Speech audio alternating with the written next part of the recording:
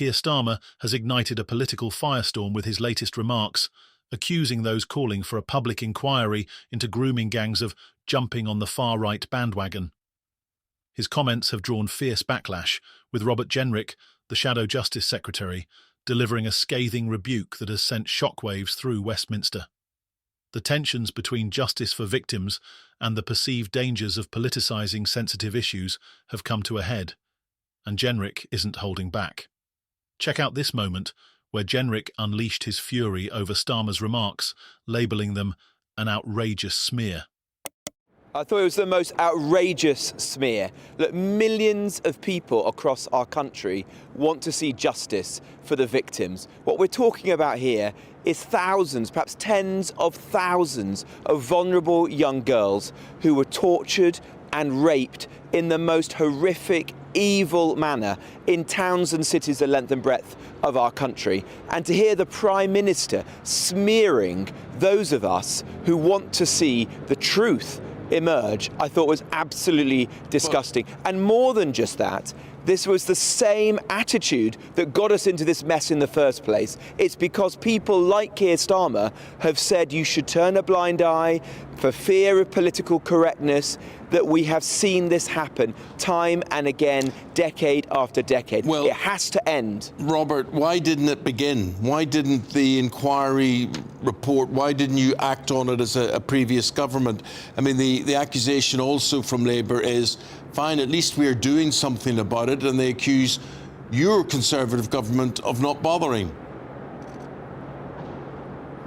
Well, look, if young girls are suffering in this way today, as they certainly must be, then we have to do more. That is without question. But it's wrong to say that the last Conservative government didn't act. It was Theresa May that commissioned the reviews that first shed light on this with Professor Alexis Jay. It was Sajid Javid who mandated data collection, for example, by ethnicity, so we could understand the scale of the problem. And when I was in the Home Office, it was Suella Braverman who took real action. She created the Grooming Gangs Task Force that's led to 550 arrests and is said to have protected 4,500 victims. She was the one who drafted the law, which sadly fell away at the general election, but now Labour are going to take forward so that it is made mandatory that public officials have to report when they have suspicion of child sexual abuse, and that we make it an aggregated factor in sentencing so that the grooming gang perpetrators, these vile, evil individuals, get longer sentences than they do today. I have long advocated. I think everyone would agree with Robert. Starmer just doesn't care about us. The Shadow Justice Secretary didn't stop there. He detailed the Conservative Party's efforts to combat grooming gangs, highlighting initiatives under former Prime Minister Theresa May and current Home Secretary Suella Braverman. Braverman's Grooming Gangs Task Force, Jenrick noted, led to 550 arrests and reportedly protected over 4,500 victims. He also credited her with pushing for tougher sentencing laws, though he criticised the fact that previous reforms had fallen away due to political delays. But Jenrick's most forceful point was his call for a full national public inquiry, something he described as long overdue. He criticised the limited scope of past investigations, which examined only 6 towns, while evidence suggests that the problem is far more widespread. This is not an issue confined to a handful of communities. This is happening in dozens of towns, probably 50 or more, and it's high time we face the full scale of this national scandal, he declared. Jenrick also took aim at the lack of accountability for public officials who failed to act.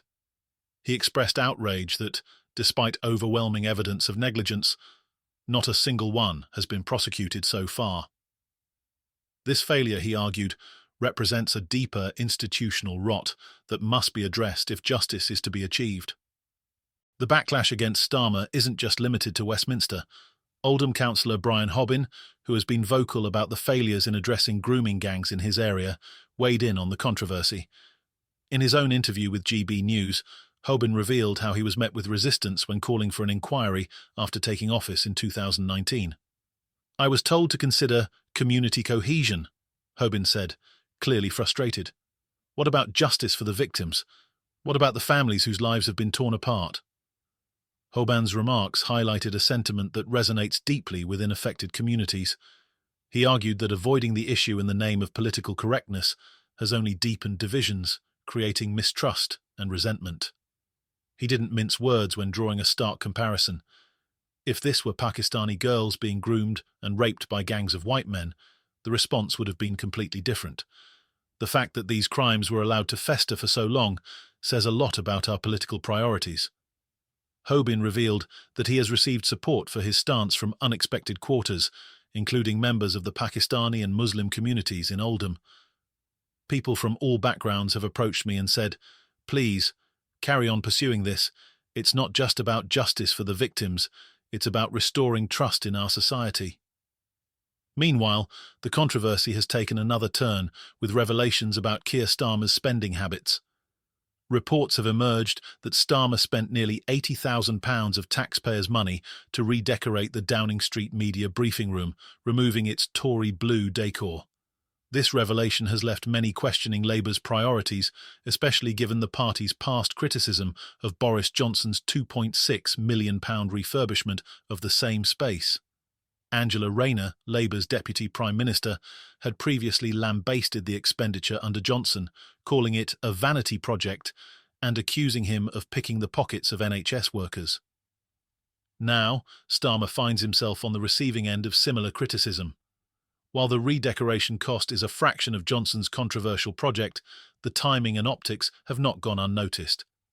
Critics have accused Starmer of hypocrisy, pointing out the contradiction between his past statements and current actions.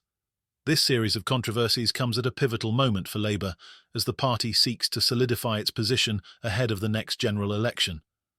But Starmer's remarks on grooming gangs, coupled with his spending decisions, have raised fresh questions about his leadership. Is he prioritising political optics over substantive action? Jenrick, for his part, is doubling down on his demands for justice. In his interview, he also called for foreign national offenders involved in grooming gangs to face deportation. No ifs, no buts. They should never set foot on British soil again, he insisted. He also advocated for whole-life sentences for the perpetrators, describing them as vile, evil individuals who should never see the light of day again. As the scandal continues to unfold, public pressure for a national inquiry is mounting. Survivors, activists, and community leaders are united in their calls for transparency and accountability. The question now is whether political leaders will rise to the occasion, or whether the issue will once again be buried under layers of bureaucracy and deflection.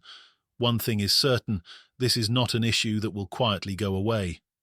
The anger and frustration expressed by figures like Jenrick and Hobin reflect a broader sentiment across the UK, a demand for justice that cannot and will not be ignored.